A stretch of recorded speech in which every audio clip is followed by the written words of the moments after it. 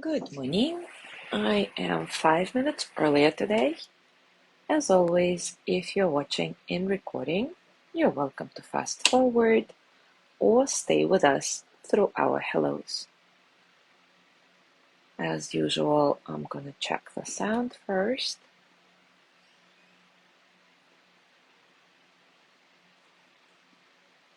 If you're watching in recording, yep, the sound seems good.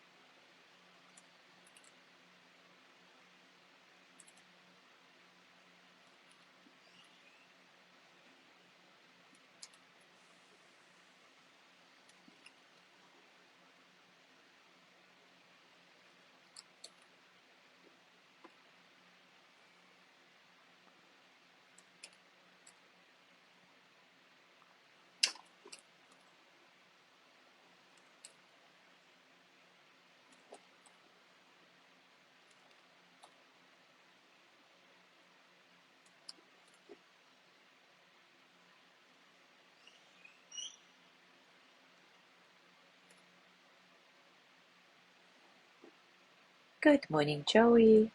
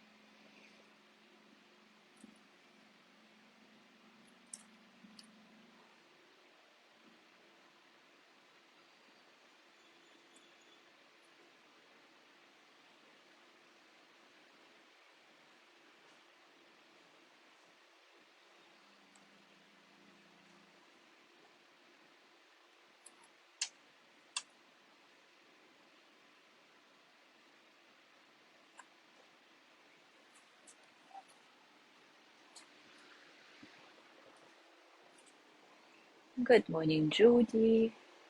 Good morning, Zazu.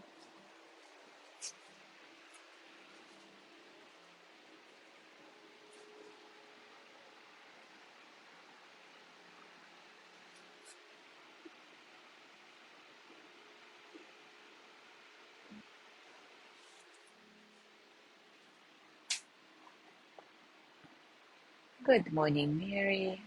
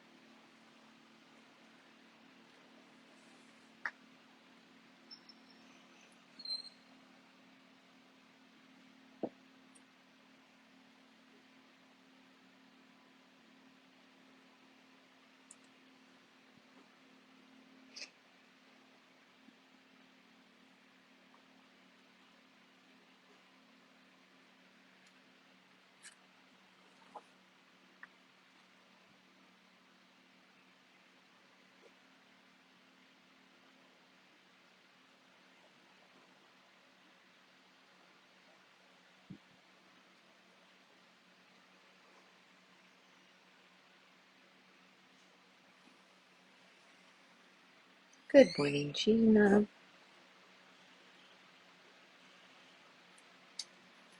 All right, it is time for us to start.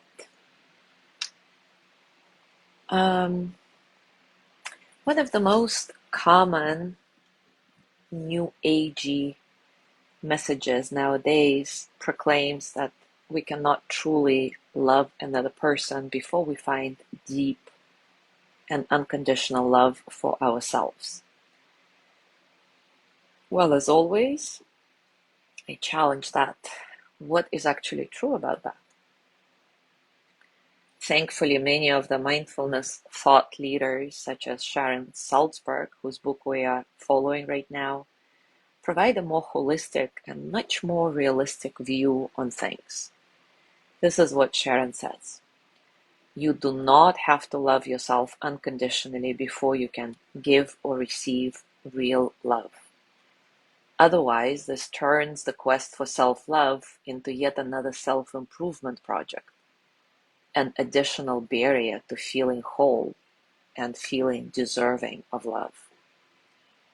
The good news is that opportunities for love enter our lives unpredictably, whether or not we've perfected self-compassion or befriended our inner critic. And when we develop our ability to love in one realm, we'll simultaneously nourish our ability in other areas, as long as we remain open to the flow of insight and compassion. We can learn from any relationship in which we've made a heartfelt connection. And so self-love develops little by little. Yet this balancing act between self-regard and love for others is very delicate. We suffer when our sense of worthiness relies too heavily on what we give or receive. Some of us give away too much of ourselves, almost completely lose our autonomy, and call that love. It usually happens when we've internalized a culturally perpetuated message that if we love others enough and sacrifice more and more of ourselves, if we give in entirely to another, then it is somehow wholly pure and ultimately essential to our fulfillment.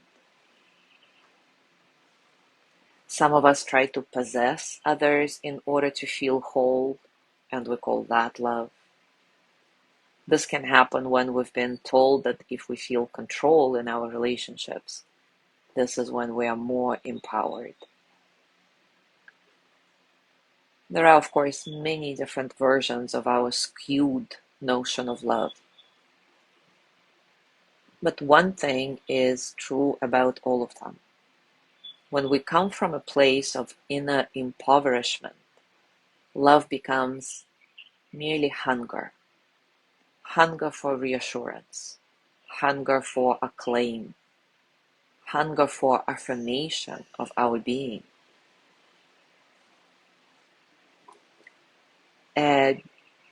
Jungian psychologist James Hollis writes in the Eden Project, the best thing we can do for our relationship with others is to render our relationship to ourselves more conscious.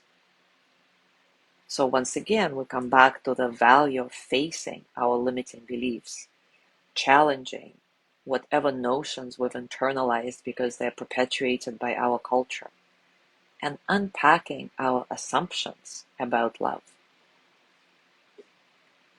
And our unconscious expectations take many forms. Do we believe that someone else is responsible for our happiness?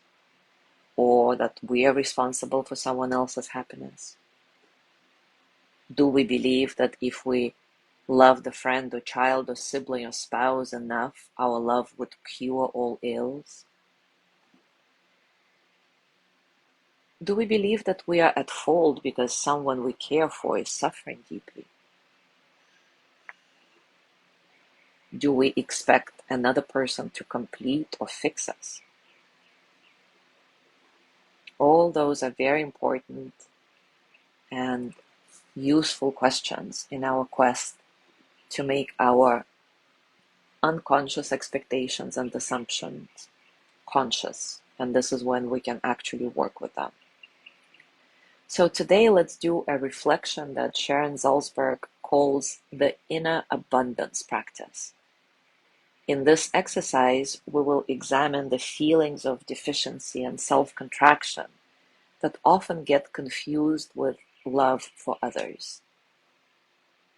When we become lost in feeling like we are responsible for the happiness of others and completely lose sight of our inner abundance in the process. As always, take a comfortable position and take a few moments to settle.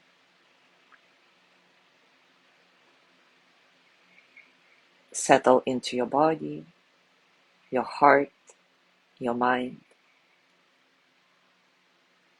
Settle into this moment, right here, right now.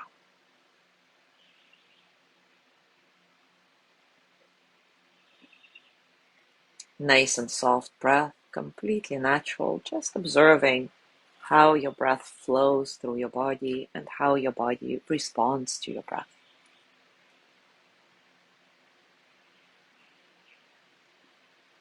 See if you can get a sense of spaciousness in your breath so that all the experiences of the present moment, your physical sensations, thoughts, emotions, can flow through you as energy that they are, without struggle.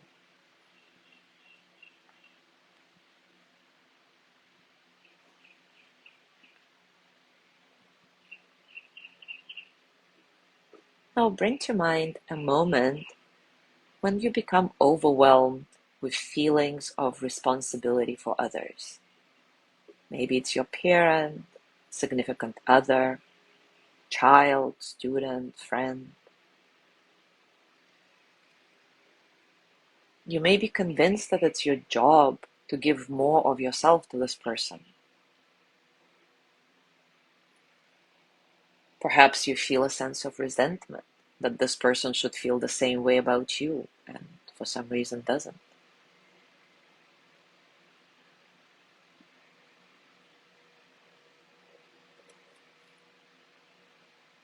Try connecting to the weight of this feeling.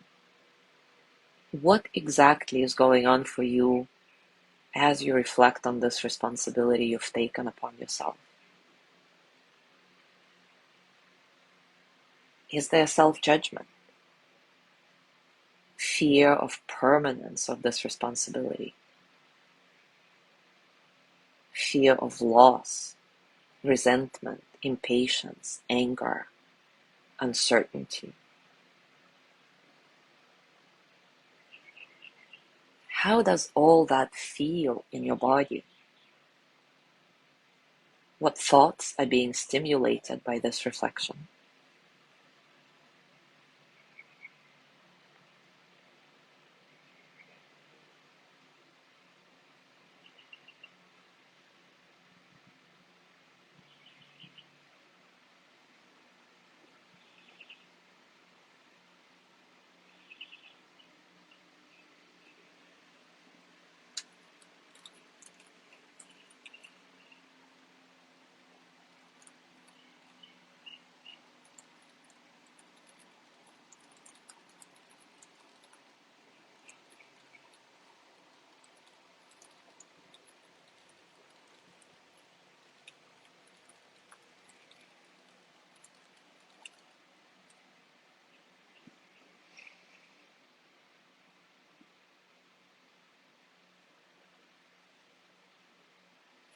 Now see if you can breathe in a bit more spaciousness into your experience and explore what happens both in your body and to your mood as you relax your ideas around this responsibility.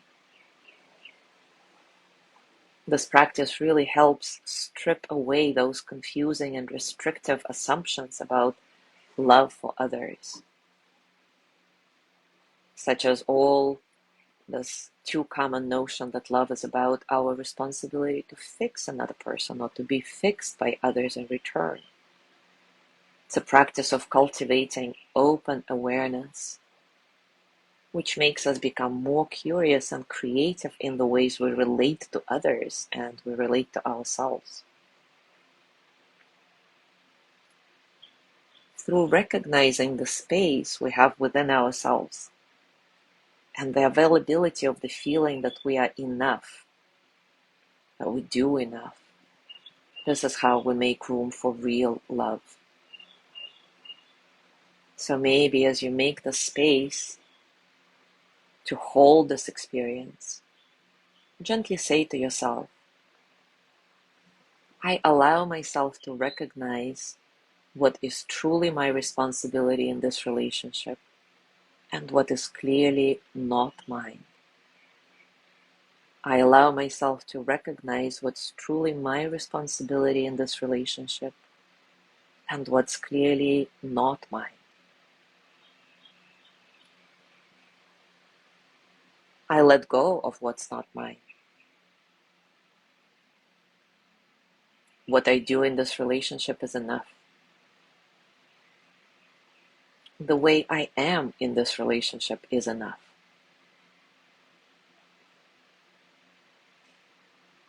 I am enough, always. I don't need to do, feel, or be anything else. I am enough, just the way I am.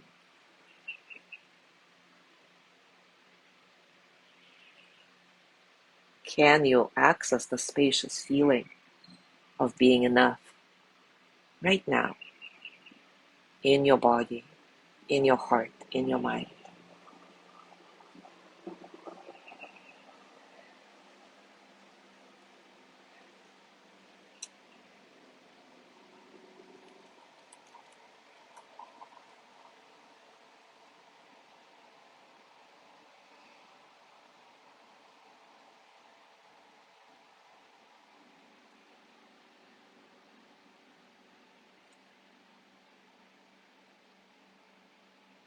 Now place your hands on your heart and thank yourself for this deep, powerful work you've just done.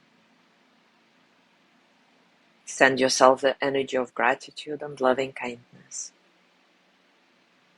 Repeat after me, silently or out loud. May I be filled with loving kindness.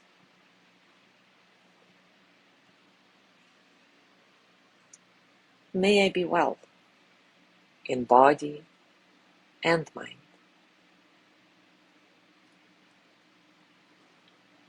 May I feel safe, protected, at ease.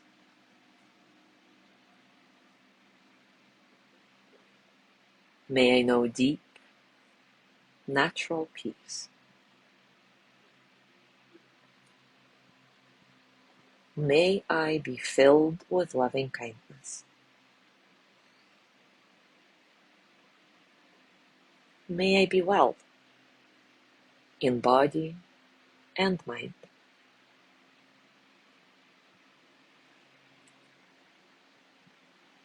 May I feel safe, protected, at ease.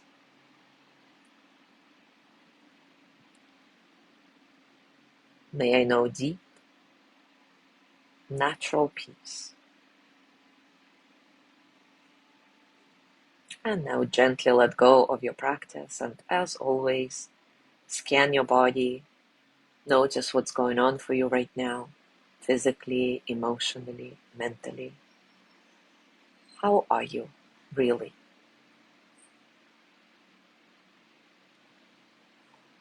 The practice we just did is completely portable.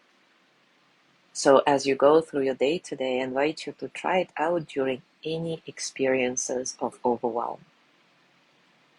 Remind yourself that you are not responsible for the entirety of any of your relationships.